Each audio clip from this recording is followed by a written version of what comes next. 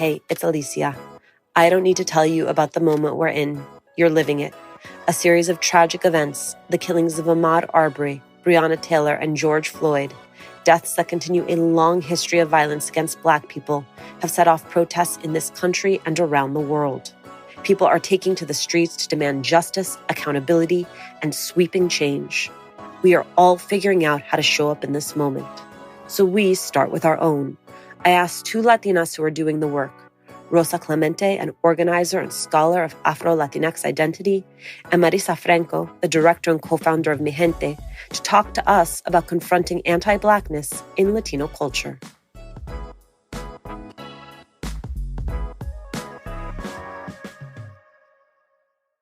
So, Rosa, we were supposed to do this 30 minutes ago, and I got an email from you late last night saying that we needed to push it back because this was the one chance you had to go to the doctor because you had pepper spray on your hands? Yeah, I live in Albany, New York. That's 2.5 hours out of New York City. It's the state capital. I went to cover the protests, and let me just say I'm not a trained journalist, so I go to cover these things and I end up getting involved. But what happened is there were maybe 30 people left from the march, but there were 50 police officers. Right down the street, I went to cover it. And definitely, first and foremost, there were definitely, I don't call them instigators, I call them infiltrators. And they were really rallying up the crowd in a very negative way. And at one point, the officers on the roof started throwing rocks at us. So as maybe young people were throwing rocks, they were throwing them back at us. All of a sudden, I could just see the crowd change. And the pepper spray got deployed and I put my hands up, which is something you're not supposed to do, but you instinctively do. I didn't really realize until Sunday how bad my hands were burned. They were really swollen. So I had very, very mild first degree burns, That's part of the work that we do. We have to expect it and be ready for it. And luckily, I have healthcare, and I was able to go to my doctor today. That was just like, take it easy for a couple of days. So, and more generally, how are you doing in this moment? Well, I'm good. I'm proud. Like, I'm happy. I've been in movement for a long time. I was not raised in a movement household. I became a movement organizer through going to college here in Albany, New York. So for me, I am heartened. And in fact, last night I wrote a post because I've had so many of my comrades, calling and so upset. And I said, the work we've done have led to this moment. Like, everybody needs to take a breath right now and see the bigger picture. And the bigger picture is that if you've been doing it for 25 years, you work to get here. If you were doing it 5 years ago, you get to witness this, because a lot of times we don't look at anything we do in our community as a victory. And for me, this is a victory. Are there horrific things happening to protesters? Yes. Is the state infiltrating? Yes. All of that is true. But we as organizers need to look and say, I'm part of this. Even if I can't be out there right now physically, all the work we have done has led to this moment. And like I said, I'm proud, especially of all these young people all over the country right now, all over the world, standing up. Marisa, how are you making sense of this moment? I found myself, I think when there's certain times I just kind of feel like I get quiet. It doesn't mean I'm not talking, and it doesn't mean I'm not moving, but there's a part of me that feels very quiet. And I've just been reflecting on a couple of things. One, just really the world is bursting with problems right now, and it's bursting with possibility. And it's just pretty significant when you start to look at all the different crises that are intersecting in this time. What may happen in November. I mean, just every day, it just feels like there's something else. And then you see that bursting of, I just think of the thousands of people that this is their political awakening, right? I don't know if you've thought of that, Rosa, but like just seeing some of the young people, like, this is going to be a reference point, And then I've also been thinking of the people that this is not their first rodeo. Mm-hmm. I've been thinking of the people that were really in the front lines at the beginning of the the Black Lives Matter movement. And I just wonder how people are feeling, that have been through this, both in terms of pride, but also just exhaustion. I think what's being missed in this moment is that people are twisting themselves up, debating if this is the right tactic or the right way, trying to, report on all this stuff. But what they're not seeing is just what a profound expression it is of pain, what a profound expression it is of rage, and just a profound desire to live and really yearning and seeing that there's no path forward. And so people are just hitting the wall. And so, yes, that's going to be messy. Yes, it's not going to be comfortable. Yes, it's not going to be the way they want it. But they are directly responsible for why that is, because they are the ones that built the walls that people are trying to break through right now. Rosa, when we have a national conversation about anti-Blackness happening, what is the opportunity in the Latinx community? What is the conversation that we should be having? Well, it's funny we're taping this now since Washington Heights in New York is trending over a lot of anti-Blackness we saw last night, particularly from Black Dominicans. The crux of my scholarship and a big part of who I am is because when I was in undergrad, I was exposed to Dr. Maita Moreno Vega, who to me is like the godmother of talking about Afro-Puerto Rican, particularly the history of Black people in Puerto Rico. So all of my scholarship for 20 years has been around anti-Blackness. But within the historical era of the Black Lives Matter movement, it's been the first time where I saw a specific formation of an organization that had anti-Blackness as its model, and that is Mijente and the work that Marisa and them have been doing as well. I mean, honestly, if you look at anything, it's the only organization that right in its model says, we are against anti-Blackness, And I think that's incredible because 8 years ago, even 5 years ago, people would have been like, what are you talking about? Why do you call yourself Black? You're not Black, you're a non-Black person of color and all of this. And for me, the spaces that I have found the most embracement of me coming to my racial identity has been particularly the African American community. For a very long time, I've been exiled from the larger Latino, Latina, Latinx community because I always talked about race.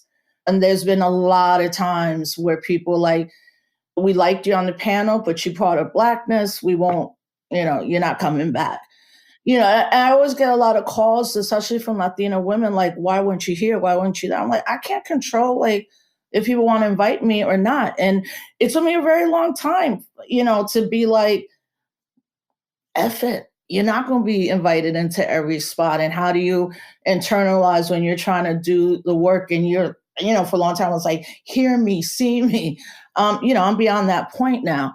And part of it is because there is a younger generation of Afro-Latina, Latinx, Latino people first that were not born in their homeland, have never been to their homeland, have been in working class communities. Like I grew up in the Bronx, where it's Caribbean, it's Africans, it's all of this mixture of global Black people.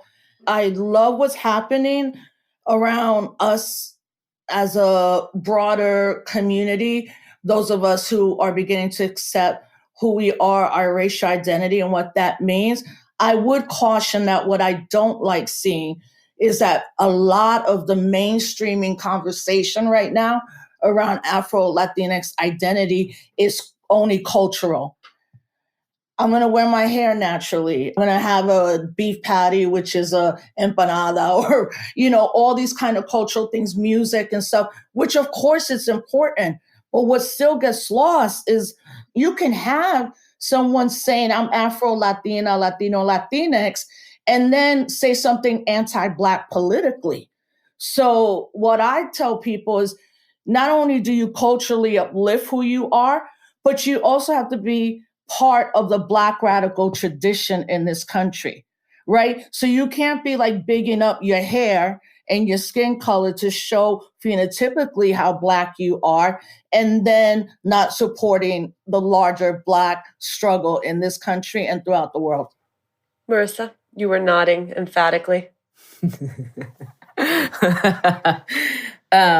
Yes, as I often do with Rosa.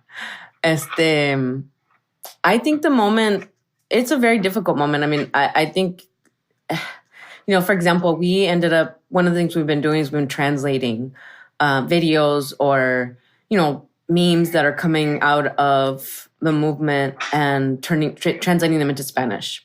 So this speech that I think it was Tamika Mallory that she made.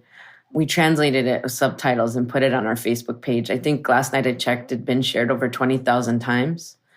And the comments were on fire, all in Spanish, mad, like anti-Black, this is looting, destroying of businesses is not okay. And so we ended up like squatting up like a crew of members, and like people were like, yes, I want to do it. And so, affectionately called it like online hand-to-hand combat or ninjas, online ninja, but like bring people in. It's time, it's game time. This is the time where we get to model. This is the time where we get to practice what it means to actually engage in dialogue, engage in conversation, and make interventions as people who have, whether it's an embodied relationship to this, like an experience, or at least at the very least an intellectual one. This feels like a very important moment for people to be stepping in. And broadly, when you think about Latinos, which is a very, it's a very complicated, in many ways it doesn't make sense, but in so many ways it does. And strategically as an organizer, I also do not see how it doesn't make sense to try to build across those identities. I think that there is an unveiling, an unmasking, a way in which a story, a mythology that people in our community have repeated over and over again, that the way you make it in this country is you put your head down, you work hard, and don't ask questions. If someone gets caught up, well, algo hicieron. They did something wrong. And that's the narrative. And that is very much, and it's obviously very much a rugged individual, like American dream mythology. And I think that story and the idea of a Latino is, definitely not Black, definitely a dude who's coming, who's essentially an economic refugee who wants to, he wants to clean your yard and he wants to and he's not going to live by you and feel sorry for him, but he's going to work hard and then maybe his kid's going to become a lawyer. That is the story. And I think that story is completely being challenged, that story is being upended, and people are seeing that it doesn't work like that. And so there's a tremendous opportunity to name that, to just walk people through. And how do we do that in a mass way is the task. But to name that story is like, do you see that this isn't true? And how do we make a new story? How do we actually root it in not rugged individualism, but interdependence and into collectivity, contesting the idea that, if I make it, my community made it. That's not necessarily true. That's not necessarily true, but we say it all the time. Absolutely. And to actually contest this idea that ascension, right? Ascension is working hard. No, it's actually also stepping on the backs, in particular, of Black people. And in particular, it's a rejection of Blackness. And that when we do that, we reject ourselves. How did you come to that as an organization? To centering anti-Blackness in your work? I'm from Arizona, Southwest. I'm from a barrio that is Mexican, Chicano, and Yaqui. Arizona does not have a lot of Black folks. But early on, after I finished university at Arizona State, I ended up going to the Bay. And I got introduced to a whole lot of people. And really, that's where I learned a lot of organizing. And from there, I went on to do different types of organizing in different cities, states. And so my formation and my understanding of power, my understanding of systems was very much influenced. And the question of Black folks, the question of racism, the question of slavery was instrumental in how I started to understand organizing from the ground level up.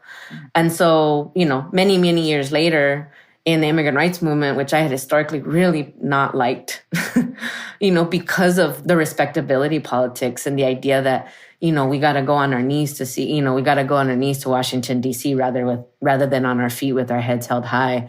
The willingness to throw people under the bus, particularly Black people, again, the message, I am not a criminal, when we don't ever say like, well, the criminals over there, go get them. And again, that's usually Black people. I was organizing in that movement. And I think like it just got to a point with forming Mijente. It was right after DACA, right after Deferred Action for Parents of U.S. citizens. So this was the Obama years. And, I really started looking at, well, what's next? There's been such amazing organizing in the immigrant community. Immigrants, undocumented people, tiraron chingazos, People really threw down hard. But the question was, how do we build political power? And, the answer in the immigrant rights movement has historically been white people. Let's convince white people that we contribute this much in taxes. Let's convince white people that we don't commit crimes. Let's convince white people to feel sorry for us, to like us, to anything, because they're the ones who are going to ultimately decide. That may be well true, but what I was saying was like, we're not reaching out to our most closest allies. And that's other folks of color who live in this country, who understand that it goes far beyond having papers, despite that being a absolutely debilitating thing to not have papers in this country. So, and then I think last thing I'll say is this: Mijente was born amidst the uprisings following Trayvon Martin, following the killing of Mike Brown. And when we think about what is it going to take to really change that story in the Latino community, we won't do that.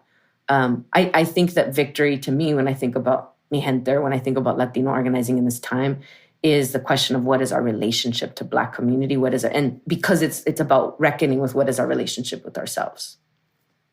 I wanted to just talk a little bit about the pro-Blackness inside of Mijente and kind of how that came to be. So one, Mijente was born amidst the uprisings and the formation of Black Lives Matter, that in my lifetime, definitely the most profound at that time mobilization and movement of Black people, and is tremendously impactful. And it was very much a moment of what are we going to do? How are we going to relate to this? And what we're doing is not enough. And no matter what we think is enough, we still can do more. And so that's one. Second, I think that as we look at as that demographic change occurs across the United States, I think that there's a way to look at Latinos as a swing force, not just a swing vote, a swing force. Mm-hmm. And there is an assumption made that Latinos, because of the statistics or qué sé yo, they will swing progressive. And I think that is folly. And I think it is to all of our detriment to ignore the realities of what it's going to take to make it a swing force that is progressive. And I think the best compass for that is Blackness and is in relationship to Black communities, first and foremost recognizing that much of the benefits that we enjoy in this country come from Black freedom struggle, Black liberation struggle, and Black people. I think that piece is the other second reason. Third, we were born in a time where when we looked around, we were seeing all these problems in the Latino community, all of these things happening. And all these things that were coming up in movements and social movements. And the organizations that existed did embody, in many ways, did not talk about race. I think just recently there was a statement that LULAC put out about the protests. And in it actually had the anti-looting, just still to this day, it's 2020. And they're still putting out those kinds of statements. And the immigrant rights movement, a lot of stuff around people feeling like they needed to check their queerness at the door. And just the ways that in Latino organizing, people have been exiled. Maybe because you're a woman, maybe because you're Black, maybe because you're trans, maybe because lo que sea. And so there was this very much that makes us less strong. It has made us weaker. It has destroyed our movements. And we cannot continue to recreate those mistakes. And then I think lastly, and maybe more importantly, we are Black. In the Latino community, there are many people who are Black, and that is who we are. And sort of in relationship to the external, the organizations and how people are exiled, we ourselves, there needs to be, again, a remembering that happens. And the more that, if Mijente can be a place where someone who maybe hasn't felt comfortable saying they're Black or feeling they're Black, if that's the first place that they can come in, and then maybe it is, yeah, I'm gonna go to this like all Black organization. Like it can be a bridge. It can be a place of, that's my deepest hope that could happen. And I think it's very complicated. It's very complicated.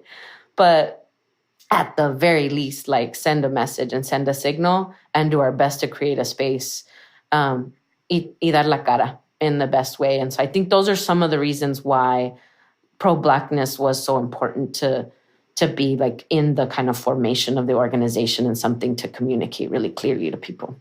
Rosa, I mean, there are Black people in so many of our countries of origin, like Black Cubans, Black Dominicans. You called the Dominicans out earlier for the fact that they are really having at it right now in this moment. Panamanians, Hondurans. I mean, you go through the map. Why have we historically failed at having this conversation? Oh, we haven't historically failed. I mean, we got to look at, Arturo Schomburg as really, and all he embodies. Schomburg was exiled from Puerto Rico in 1902 and moved to New York City. He was exiled for fighting for independence or being part of the Independista struggle in Puerto Rico. And so when he came to New York at that time, there were many Afro-Cubans and Afro-Puerto Ricans. But when you think about the breadth of who Arturo Schomburg was, who it's interesting, I always find my African-American students and younger people know Schomburg and Puerto Ricans don't. So historically, he was part of the beginning of the Harlem Renaissance movement. The Schomburg Center is created because at one point he was going around the world collecting any type of Black artifact to talk about Black people all over the world. He was one of Marcus Garvey's mentors. He was an internationalist. He was a teacher, a bibliophile.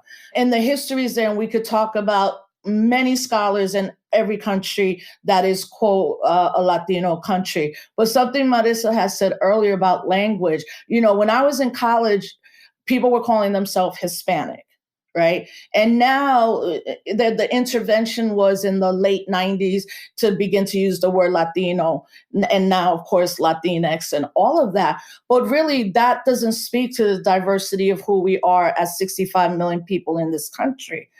People don't just grow up anti-Black because they're born that way. They are taught, they are colonized. If I go down south right now, I'm sure I can find African-American, Native people, all other people that are also anti-Black. But as Latinos, Latina, and Latinx, we have an extra responsibility because most of us are either African descendant or indigenous descendant. But for a long time and to this day, we are told that our race is 1/3 indigenous, 1/3 African, 1/3 white. And I'm like, well, how do you even do that, like DNA wise? But okay, let's just go with this 1/3 theory. What then does that mean? So you leave out enslavement and colonization from that conversation. So then you get to the point where people will say all Dominicans, all Puerto Ricans, all Mexicans are anti-Black. So we have to keep pushing that as organizers, fight against that narrative, but also show the scholarship of 100 years of those who've been doing this work, Marisa, as someone who is not Black, how do you have conversations about anti-Blackness without centering yourself? I think you have to, those conversations, I think the most simple, radical thing that could happen in mass in Latinx communities is for people to learn their own histories. There are such deep survival mechanisms that are passed down generationally, and one of them is amnesia. One of them is forgetting. So one of the things we talk about, Mijente, is there's things we need to unlearn and there's things we need to remember. And when people start having the conversations about who are your people, where did they come from, what work did they do, it starts to really counter, because I think one of the biggest things we have to contest and push against in the Latino community in the United States is this idea that salvation will come through assimilation. And so in order to do that, people have to tell themselves a particular story. And simply looking 1, 2, 3 generations back starts to really kind of be that little voice in the back, that wind at your back with your ancestors saying, is this who we are? Is this, is this who you are? And it's not about, you shouldn't be this kind of job, but it's about position and stand. Where do you stand? What side are you on? And so I think it's not, like, for me, it's like, no, it's not about always like centering yourself, but I think relationality and like, how do you relate to this? Do you see yourself in this is very important. And I reject this idea that Latinos just have to do a bunch of anti-racist trainings. Like, that's not actually the way forward. I think that's failed with white communities. That's failed with white people. And then people trying to get Latinos to do this when it's a very mixed bag. There's something that Rosa said to me. I was like shaky nervous, and Mijente's convening when we launched in 2015 in Chicago. We organized this panel on pro-Blackness. And I was on talk at the time about anti-Blackness. And like, for me as an organizer, I was like, we should talk about anti-Blackness, Latino community. But as an organizer, to me, it's like, how do we actually talk to people about what it means to be pro-Black? Because we don't want just people to stay in that place. How do you get people from outside of their head into their hands, into their heart, and moving? And I remember the panel, we couldn't even prep because it was just so like tumultuous in terms of how to talk. And I was nervous. And I remember Rosa called me. She was going to get there. And I think he just wanted to check in. And she's like, girl, you sound real, like, you sound in a way. And I was like, yeah, I'm hella nervous. It was just scary. And I explained the situation. I'll never forget what she said to me. And it always stuck to me. And thank you for that. And she said, you cannot have a conversation about race. You cannot have a conversation about anti-Blackness in the Latino community without talking about colonization and what people have had to do to survive. And it's very complicated. And that's a very painful conversation to have across movement as well. But when I think about the conversations we need to have in our family, I think that starting point of story of self, story of like lineage is very important. I remember the story my father told me when he came from Puerto Rico. He was driving a cab in Brooklyn. He got pulled over by the police, and he said, no soy negro, yo soy puertorriqueño. And they said to him, well, we don't care what kind of N you are. And later on in my life, I asked my mom and dad, why did you guys never teach me about race? And they said to me, well, Puerto Ricans were just all Puerto Ricans.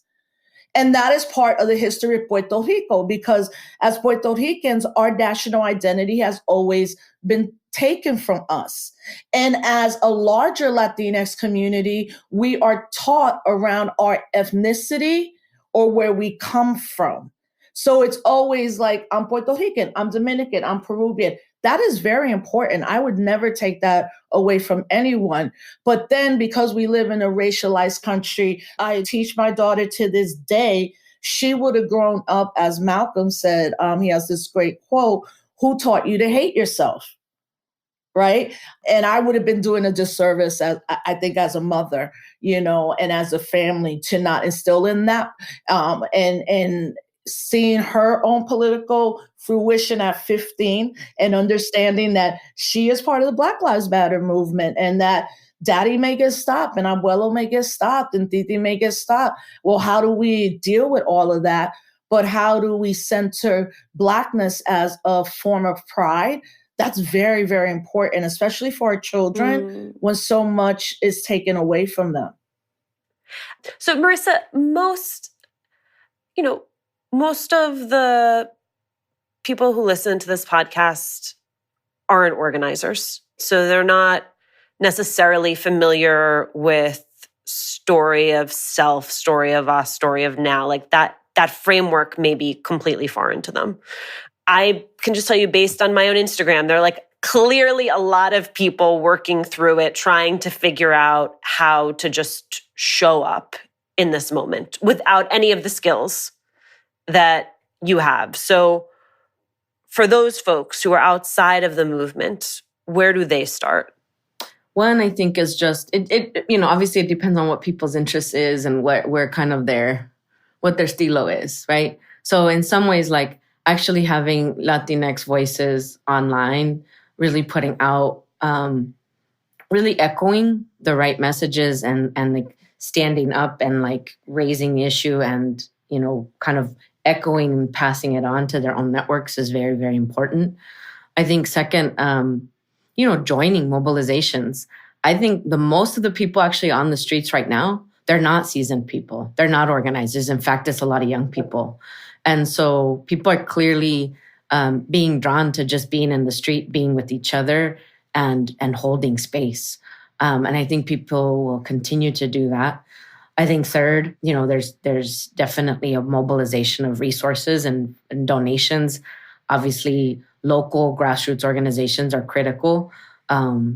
Organizations that are going to keep up the fight in between these moments and try to figure out, the relationship between like mobilization and different types of tactics. I also think that just thinking about, I don't think it's critical nor strategic to, center this just like, oh, well, this is why you need to vote out Trump. But I do think there's an option in terms of looking at what is it going to take to do some meaningful reforms that'll have impacts on the criminal justice system and the system of policing. There's been really tremendous work recruiting and running progressive and abolitionists, in some cases, even district attorneys. And so there's several of those races that people can support. It's funny you're asking me this because my nephew, who is in his early 20s, he texted me. He was like, Tia, I really want to do something and I don't know what to do. Can I run some ideas by you? And I called him, I was like, what are you thinking, mijo? And he's like, I don't know. Me and my friends are just seeing what's happening and, we want to do something. And, and then I think it's a really simple question, but sometimes it's like, what do you do when you don't know? And, at the end of the day, we kind of talked about different ideas and I was giving him a sense. And then I said, mijo, like at the end of the day, like whatever that you need to think about, who are you bringing with you or who are you going with? What's the message you want to send? And where's the best place to deliver that message? If you want to like do something kind of in person or, so I was like, start there. If you can answer those questions, call me back, and I can walk you through it again, like from there. But I was also like, follow online and start to kind of figure out like, what's happening and then show up. But it's actually the jumping off and show up. And then once you show up, it, that's what kind of takes you to the next step and the next step and the next step. But I also think a lot of people are going to do stuff online, and that's also really important as well.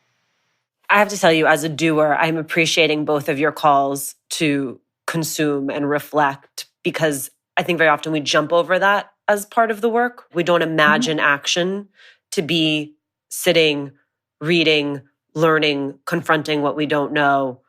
It's much easier to just put on your sneakers and go. We think of that as like I've seen a lot of people post lists of books or books online, and people will be like, that's nice, I want to do something. And it's like, no. I need you. This is part of the doing. You got to learn this. This is just a question that I see come up a lot, which is, what is the conversation we need to be having within our own families when there are overt acts of racism, when there are racist expressions, when there are things that might be more subtle, like someone posting an All Lives Matter meme? How do you start that conversation? It depends. Sometimes it's just like, it's just about it's kind of popping back, and like there needs to be a counter to this, and it needs to be as emphatic as the bullshit that's being spewed. And that's definitely righteous. We're all experts on our families, right? And so you can kind of, navigate when that's the option. And I think that's really like, think of it like, when do you just need to do a counterpoint to polarize it? And then it's like the what side are you on approach. The second approach, I think, is one where you kind of put your little, like your family organizer hat. So, you talk about like, not everybody knows the skill of organizing, but I think all of us are experts in terms of building relationships and navigating power dynamics. We do that in relationships, in romantic relationships, in family relationships. If your children go to school, if you're, like all these different in your workplace. And so it may not be like, hey, I don't know how to construct a whole campaign and, do all this stuff. But I think we all have some at least experience in that, if not expertise. And so if you want to go the route of actually, maybe not just kind of the counterpoint, what side are you on moment, I think really asking questions about and really understanding, and sometimes it's helpful, like, where did you gain that perspective? Really having people like talk it out.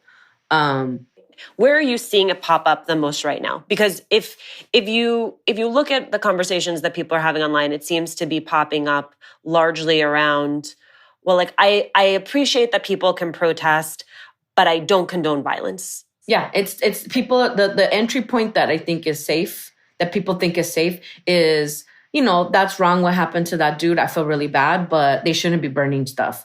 Or looting is not the answer, or the people that are out there they don't actually care about George Floyd or the other people that have been killed by the police.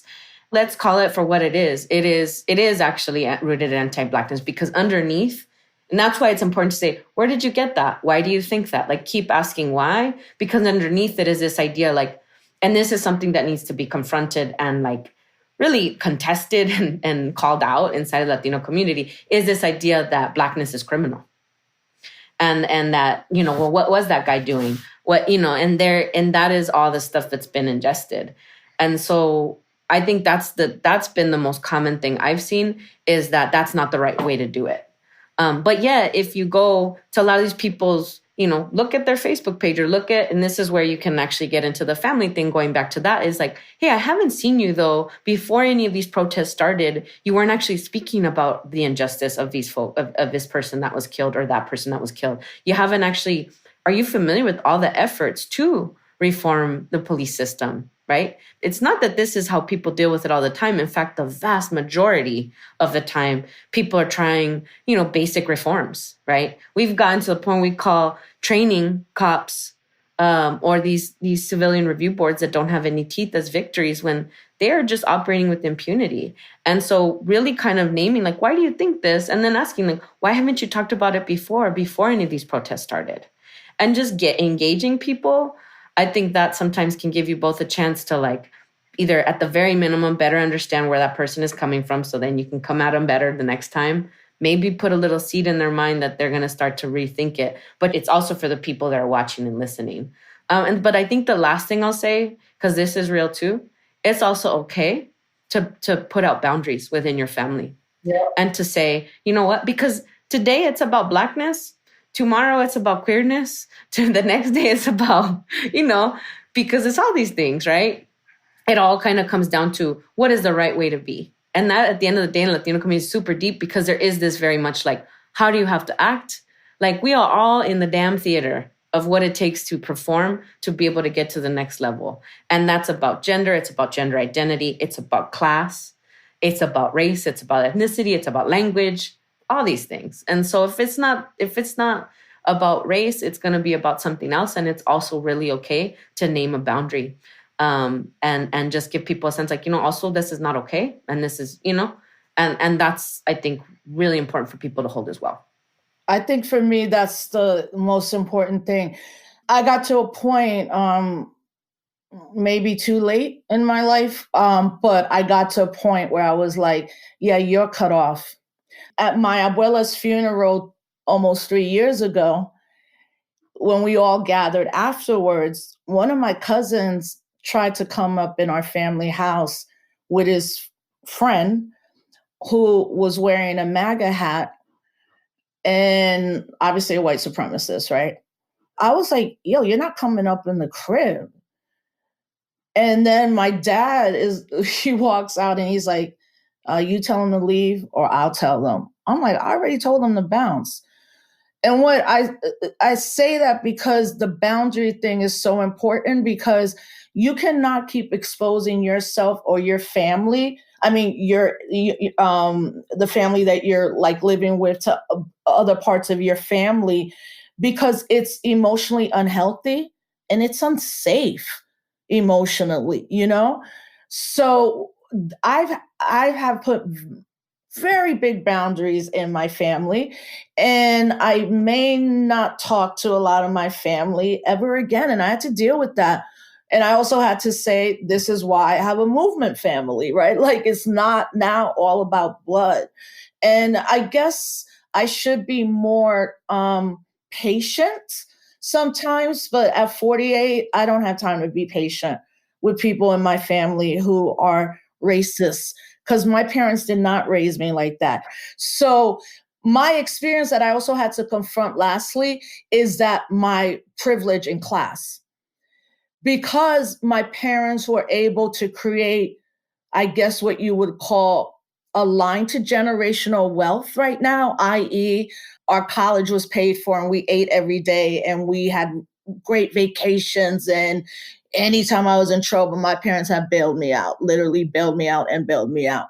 And that for me has been the struggle that I had to really continue to confront. I have privilege. I am still light skinned. I can eat every day. I have health care. I can call my friends. I can get on the internet. And I really didn't start dealing with that class privilege to probably a decade ago. Because for me, it was race, gender, race, gender. And I'm like, girl, the reason you're out here doing whatever you want is because you have privilege, you know. And I had to, and I to this day confront that. Part of confronting that is also like, okay, who am I going to give my money to now? I need to shut up sometimes. I need to not maybe be in every space. I need to listen to young people and also give up sometimes the privilege of thinking you're wiser and more like knowledgeable than everybody else around you, especially people in the hood. Because for me, people in the hood are our grassroots intellectuals. They know exactly what's happening. They're just using a different language than the academy uses. So even words and the way we use words can be a privilege. So those are things I continue to interrogate on the larger picture. Is there anything I missed and you wanna add? All I would add is I think we have just to keep evolving. You got to have a crew around you that will be like, yo, your ass needs to stay home.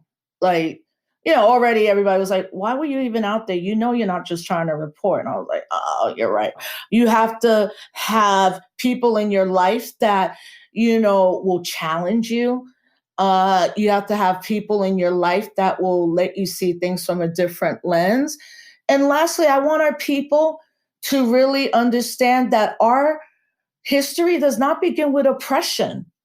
In the larger context of world history, we've been somewhere for 400 years. Yes. But what about those thousands of years before?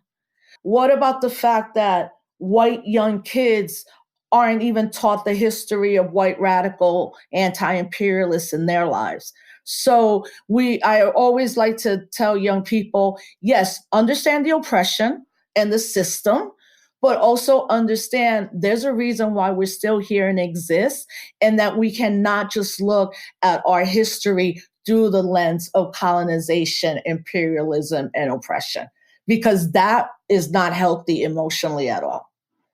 One of the things we found in dialogues around pro-Blackness and anti-Blackness, Blackness in general, inside of Mijente is there's also like a lot of need for conversation around indigeneity. And there's a parallel in terms of, like, it's been interesting that in a lot of the conversations around Blackness, it always, and I think being from the Southwest, which is, Rosa, you're in the Northeast, it's different. Yeah. And I think that's also the thing with Latino organizing is regions really matters. Mm-hmm.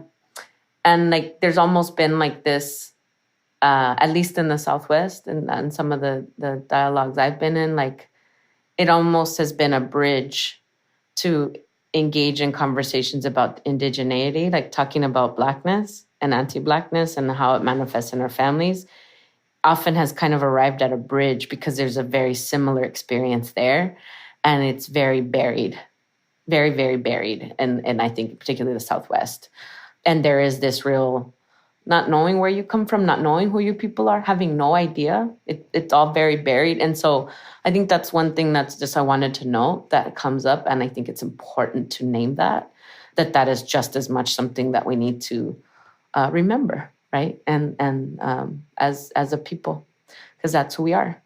And then the second thing I wanted to say is just like in terms of people who are grappling with, what do I do in this moment? What does this mean for me? Again, the Latinx community is a very varied, very diverse, very mixed, very scattered community for a bunch of different reasons. I think that very quickly we can kind of fall down the rabbit hole of who should do something, what's your role, you're not this enough, you're not that enough, because of that alienation that exists. And I think that one thing I always try to think about is like, I always try to remember there are people who are way more privileged than me. And there are definitely a hell of a lot of people who are less privileged than me. And to that point around like being aware of that Rosa was talking about, that's like a little exercise I do. And I could do it to place myself. And the worst thing we can do is hide what those privileges are, because it doesn't allow us to be authentic. It doesn't allow us to really show up. There's a way where that is harmful. And it's also disingenuous, and it doesn't allow us to meaningfully connect. And so I think if we can hold that, if you think about it that way, no matter how light-skinned you are, no matter how rich, no matter how Black, no matter how poor, no matter how, all this stuff. Rosa, Marisa, thank you both so much.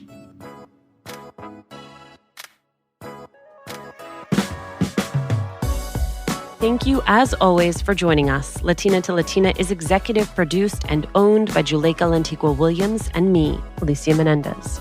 Cedric Wilson is our sound designer. Manuela Bedoya is our intern. We love hearing from you. Email us at hola@latinatolatina.com. And remember to subscribe or follow us on Radio Public, Apple Podcasts, Google Podcasts, wherever you're listening. And please, please leave a review. It is one of the quickest and easiest ways to help us grow as a community.